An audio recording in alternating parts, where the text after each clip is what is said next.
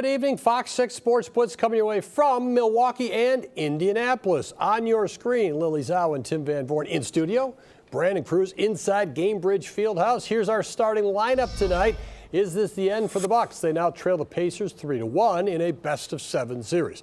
Packers looking for some competition after 3 days of the NFL Draft. Doc Rivers makes some of us feel old and say, what? The Brewers take another hit in the starting rotation before giving up plenty of hits to the Yankees. And we finish up with the high school hotshot. I love that our team, no matter what anyone thought, they believe we could win this game. And it shows a lot about this basketball team. And what I loved about it the most is after the game, they're disappointed that they didn't win the game.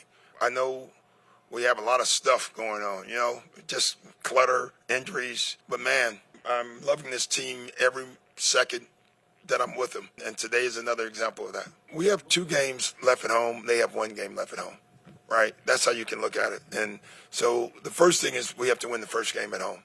And then we can talk about the rest after that. Doc Rivers has been in this spot before. In fact, he's been up in series 3-1 and hasn't won, so it can happen in NBA playoff series. Brandon Cruz is with the Bucs, has been with them on the road. Brandon, I would hesitate to say that the Bucs actually showed me more in losing games 3 and 4 than they did in the first 2 games of this series. Yeah, I think you're right, Tim. I think this group of guys never quit, even when things weren't going well, especially if you look at what happened in Game 3. They were down by as many as 19, actually took the lead late, force overtime, and then things just don't bounce their way and they end up losing. Today, down 2 players, and then a third when Bobby Portis goes out, and all of a sudden, guys that are more, a few minutes here or there to spell guys are getting huge minutes. You look at Andre Jackson Jr. had 25 minutes in this one. That's more than you would expect for him to have, and he made a huge contribution to this game, and he showed nothing but hustle. After the game, Doc Rivers was talking about how he is all team. There is nothing about selfishness with the way he plays things or brings his attitude to this team, and that's something he loves, is how much of a team guy he is, how much he hustles, and how much he's learning out there. And you see it with other guys. A.J. Green getting a lot of time and also some big buckets. Danilo Gallinari also making some key buckets at big moments, and this team was within 4 late. But then you could just see it kind of wear on them, and Indiana's three-point shooting really doomed them. But to me, there was no quit. Doc was right. This team does believe they can win. It hasn't worked out that way in the last 3 games, but the belief is there and the effort is there. And if they can just get a little healthier, maybe they do turn this thing around in Game 5. But that's a long time from now, because we don't know the health of a number of players at this point. And that is the elephant in the room. Before we go to you, Lily, what's the status that you know of, at least, on Giannis Antetokounmpo, Damian Lillard, Chris Middleton, who limped off, came back in, Pat Beverly, who had a hip injury today? Yeah, well, let's start with the big news is Giannis Antetokounmpo did work out today. He had a workout after the team shoot-around, and that left Doc Rivers feeling very optimistic, and he even said that there's a chance that Giannis will play in this series. He didn't specify when or how long that might take, but it clearly was a big step forward for Giannis working out. Now, today, Dame didn't even touch the floor. He only came out here in street clothes to watch the game on the bench with his team, so no new news there. Also, Chris Middleton, he's doing a lot better. Even Doc Rivers said he's just a tough guy, and he seems to be feeling fine, even though he tweaked his ankle in this one, had to leave briefly to get treatment and come back and return to play. And then finally, we are waiting on how bad the hip injury is to Pat Beverly. He clearly was bothered by it throughout the game after he fell very hard on the floor in the first half. So that one is going to be more day-to-day, but I do think that with so many guys, Doc Rivers was right calling this the walk and wounded group, because nobody seems to be 100%, and the key players are all dealing with injuries. Yeah, the Bucs are certainly limping into Game 5, but again, just facing the brink of elimination, Brandon. This is still a veteran team that's been in these situations before. How much does it help, though, that Game 5 is back in Milwaukee in front of their home crowd, considering just how tough it's been for them on the road? I think always being at home is a key in the NBA. I mean, the NBA is one of those leagues where if you're away from home, the odds are against you, even if you're one of the great teams to win on the road. So being back home is the first step. Being at home in your own bed is something that's really helpful in terms of health, and also they have all the things going on in their comfort zone when they are back in Milwaukee. Now, with that being said, they still have to worry about these injuries and treat them and see how they are. And it's not really a whole lot of time, even though I was saying it feels like a long time. It's less than 48 hours before they're back on the floor for Game 5 on Tuesday. But there is a sense of optimism because of the fact that they do know that they can play with these younger guys that are in there, and they have veteran leadership. Even if the guys aren't on the floor, the voices in that locker room are really helpful to these young guys, and I think you saw that in the way they played in this one tonight. And Brandon, quickly here, what do you want to see this Bucks team do in Game 5 to try and save their season?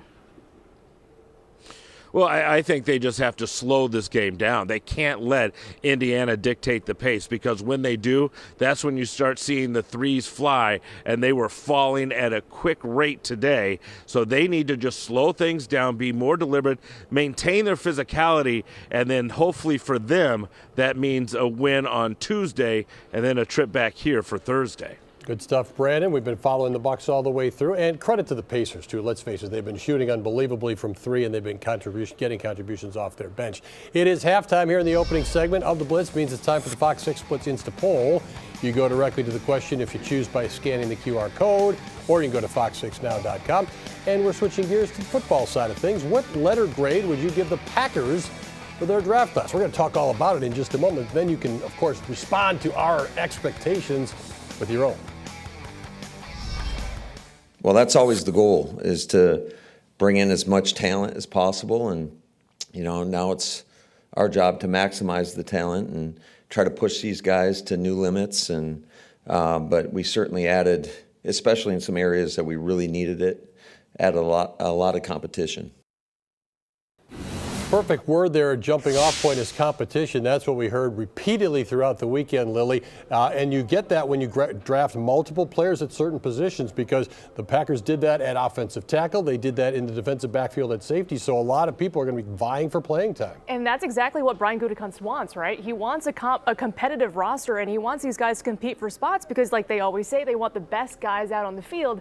And you get that, right? You draft multiple safeties, multiple offensive linemen. You get your cornerback in the 7th round. And obviously they brought in a kicker as well, so there's competition at that position as well. But what you want to see, though, is depth at a position. They kind of retooled that safety room. What will that look like? And, of course, they're going to put the best 5 guys in front to protect Jordan Love. What does the offensive line look like? In the secondary as well with Jeff Hafley, the new defensive coordinator. What can he do with these new pieces now? And also just the competition on the back end there, I think, is going to be so fun to watch to see which players emerge. But, Tim, I know you were covering it all week, though. What did you like about the group that they brought in? Because a lot of high character players, a lot of versatile players, and big players and fast players. A lot of big school guys. One player from Georgia State, which is still Division I in FBS. Everybody else from a big school. A lot of leaders, as you talked about, a lot of team captains, a lot of guys who've been in school for several years. So I think the Packers went that route. They think these guys can come in and contribute pretty quickly. And Brandon, Lily mentioned the new defensive coordinator, Jeff Hafley. He will have a lot at his disposal because Brian Gutekunst said they got players who can run and who can hit on this defense. And that's what they're looking for, because that's one of the things when you start looking at the way the NFL is right now, that defensive unit has to hit hard. That defensive unit has to be fast and has to be versatile. And that's what you're getting with all of these guys. And, with those 3 safeties, I think that's one of those positions that he seems to be super fired up about. I mean, when he was talking when he first came in, that was the position he was talking about specifically of the type of player he was looking for. And all 3 of those guys seem to fit his description of that. And then when you look at guys that can move around at the linebacker position, I think that is such a key thing as well. And I think he's looking at the 6 guys that were brought in on his side of the ball, and he's looking at this going, okay, with what we already have and with who is coming in, I can do a lot of things here to make this a more aggressive and agile group. And you have to be excited for what July and August will bring for this team. couple of those safeties can play the nickel. I think that adds to the competition with the veterans as well. And, of course, you have the big free agent signing back there, Xavier McKinney. So it's going to be a big new look back there. I think that's part of the reason you're getting such good attendance at the off-season workouts by the veterans, because they're realizing things could slip away on you here. Lily, it's never exciting to talk about offensive linemen, but, boy, you can build your team that way. They go for 3 of them. We saw Morgan earlier. The Duke player, the interior player from Duke, Jacob Monk, he's a 5th-round draft choice. They were just raving about him this week. Sometimes those pieces can turn out to be long-term contributors. They really can. And when you look at Jacob Monk, though, a high-character guy, a captain for Duke. Also, his dad was a running back for Duke as well, so he comes from a football family. But, he's a guy who's played a lot of snaps. I think that's the big key. These guys have played a lot of snaps at the college level. He's good in the interior. They get more competition in there as well. He can play center, right guard, and that's what you want, right? But he's a big body to protect Jordan Love. And again, when you're investing in Jordan Love, whenever he does get that contract extension, you want to protect him, and you do so by bringing in good, high-quality bodies from the draft and obviously with the guys that they already have. But Jacob Monk, I think, is an intriguing prospect because of what he presents. And also, I think, was he the guy who also got the fake punt conversion? Yes, he did. Yep. There you go. So it adds another element. But again, we'll see if Green Bay ever does touch upon that. But also is allergic to cold water, Tim, which I think we found out. Yes, we did hear a little bit about that. And there was like, well, what does that really mean? But we'll be following that story for Jacob Monk. You certainly understand that one coming up for sure. And a real flyer in the 7th round, a cornerback who would have been a very high pick a year ago, had a bad last year at Penn State, but Kayvon, he might be a guy that you're going to watch coming back there, Kayvon King. So we'll see. Watch it all. All right, what a milestone down in Kenosha. Augie Schmidt is in his 36th season as the baseball coach at Carthage College. This week, Augie helps the Firebirds win their 1,000th game with him as the coach. He's won 8 conference titles since 1988. His father coached the program from 1962 to 1980. Augie himself was a great player, very high draft choice, connected to the Gavin Lux family. So cool stuff down there. Much congratulations. He's really just been doing it and grinding it and succeeding, and that's pretty cool. We're coming back in a moment with Say What? Do I vote? I don't even know if I vote for her. You really want to ask that question out of the gate? I just like getting people's attention with something. My significant other think he's sexy, so. Wow. That was interesting. Was that Taylor Swift? Obviously, you got to go to sleep and wake up in the morning, and I'm looking at, it's not a lot of old guys. There's a couple of us. You know how when we wake up, how our body feels, so we have to wait for Chris to wake up in the morning. Oh, welcome back to the FOX6 Sports Blitz. Tim Van Vooren, Lily's out here. Brandon Cruz out in Indianapolis with the Pacers and the Bucks. And of us, Brandon, was Doc referring to you out there? He was, but at first, of course, I'm looking around like, who's old here? Yeah, it was me, and I understood exactly what he was saying about how you feel when you wake up. Yeah, and age is nothing but a number, right? But, moving on, the Bucks, they're dealing with injuries. The Brewers, they're dealing with injuries. Wade Miley, another starting pitcher, goes down. And Brandon, just back out to you. Just how tough is that, hearing that Wade Miley needs Tommy John surgery, just another hit to this Brewers starting rotation?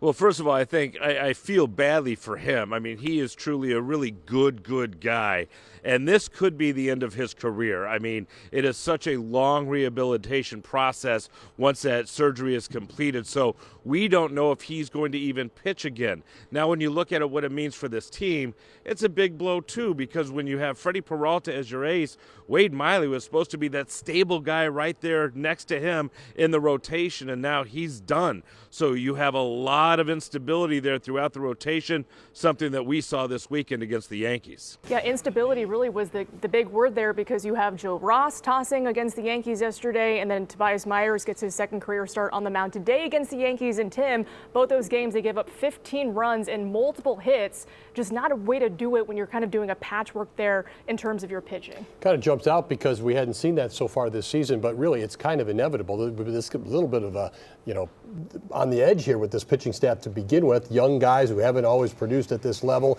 and you're kind of waiting for somebody. The Yankees came in. Very exciting game Friday night for the Brewers to win that in extra innings, and of course, then the weekend was an entirely different story because the Yankees can really bomb it, and they did. They really did. They had 10 home runs in the series, and of course, Aaron Judge, that no call in the 6th inning, really did the Brewers in. 7 runs after that play right there, and the Brewers do fall 15 6-5 in this one today to lose the series to New York. All right, let's check in on our Insta poll question. Remember, you can go directly to that question right now by scanning the QR code on your screen or go to fox6now.com. And our question is, which letter grade would you give the Packers for their draft class? And so far, everybody pretty high on what Brian Gutekunst and company did. We'll see if your answers change throughout the show. We'll be right back with our high school hotshot. Welcome back. The senior can do it all. She's a state champion in 3 different sports, and even better, she has someone special who's been motivating her through everything. Here's this week's Fox 6 High School Hotshot.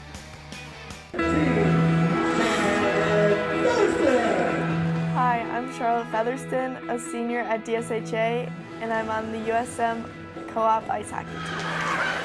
I would definitely say a gritty hockey player, and that I'm willing to go and battle in quarters and do the stuff that no one else wants to do. I don't think I'm the flashiest player. All growing up, I played with the boys. Playing with the boys did help bring out that killer instinct side of me. I was able to be playing against my cousin. He helped me become like the more competitive version of myself because I was never going to lose to him. In the fall, I play field hockey. And then in the spring, I play soccer. But there were no rabbits at his door. This is Vocare. It's a 2-week experience where seniors go and serve in the Milwaukee community, my site being St. Anthony's. I haven't been in a kindergarten classroom since I was in kindergarten, and so coming back and making those connections with like these little kids has been so special. The end. I'm in HOSA. I am a Marian Scholar peer mentor. I'm in Best Buddies. The special needs community means so much to me because my sister has Down syndrome. My sister Elise is such a positive influence in my life, continuously makes me laugh. I think that's one thing that motivates me to be my best and do my best. At the end of the day, you're not going to remember wins and losses, but instead who you shared that time with and who you made those memories with. I'm Charlotte Featherston from DSHA, and I was Miss Hockey Wisconsin finalist. I'm this week's Fox 6 High School Hotshot. And what a great story there. And meanwhile, Charlotte plans to attend Williams College to play hockey. She'll also study chemistry, and eventually she'll pursue dentistry. Meanwhile, after announcing that he would be entering the transfer portal, Seth Trimble has had a change of heart. The former Fox 6 High School hotshot and Menominee Falls grad is returning to North Carolina for his junior season. Trimble posted on Instagram saying he realized his home is in Chapel Hill with UNC. We'll be back with more after this.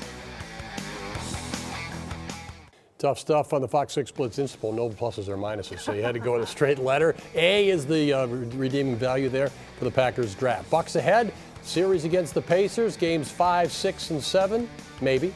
Maybe. Brewers, though, guaranteed some games against the Rays starting Monday. Then look at the end of the week. The Cubs at Wrigley against Craig Counsell and company.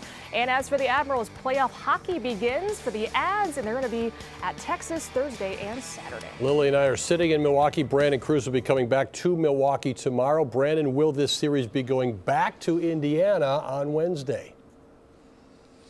I think it will if they can limit the Pacers' three-point shooting and then the Bucks shoot well themselves. That, to me, was the big difference here. Also, if they get healthier, sure, there's a Game 6, but they can't look that far. They just have to look at Tuesday.